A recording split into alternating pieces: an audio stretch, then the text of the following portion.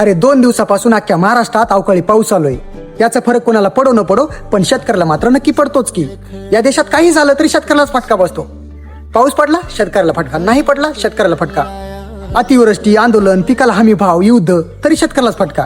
अरे अवकाळी पाऊस काय असतो हे त्या शेतकऱ्याला जाऊन विचारा, ज्याने जीवाचं रान करून त्या मातीत पिकवलेलं धान्य कालच्या पावसात त्या मातीतच हरवून गेलं आणि त्या शेतकऱ्याच्या डोळ्यात अश्रूशिवाय आता काहीच नाही उरलं. तुम्हाला माहिती आहे का सध्याची शेतकऱ्याची परिस्थिती काय? अरे स्वतःच्या लेकराच्या शिक्षणासाठी तो पैसे सुद्धा जमा करू शकत नाही. आणि अशीच एक घटना उस्मानाबाद जिल्ह्यात 2025 मध्ये घडली. 10वी शिकणारा मुलगा संक्रांतीनिमित्त गावाकडे आला होता. गावाकडे येताच शेतकरी बापाकडे वह्या पुस्तकाची मागणी केली. शेतकरी बाप म्हणाला, आपल्याकडे पैसे नाहीत, पैसे आल्यास तुला नवीन कपडे आणि वह्या पुस्तक घेऊन.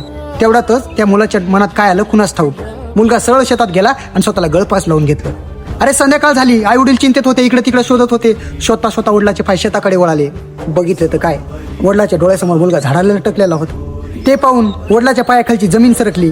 वडिलाच्या मनात एक विचार आलं, अरे पैशासाठी त्याच्या लेकराचा जीव गेलं हे वडिलाला सहन नाही झालं. वडील आहे त्या अवस्थेत झाडावर चढला, मुलाला खाली सोडलं आणि ज्या दाव्याने मुलाने गळफास घेतलं त्याच दावाने वडिलांनी स्वतःचं आयुष्य सुद्धा संपून टाकलं. ही सध्याची परिस्थिती आहे शेतकऱ्याची.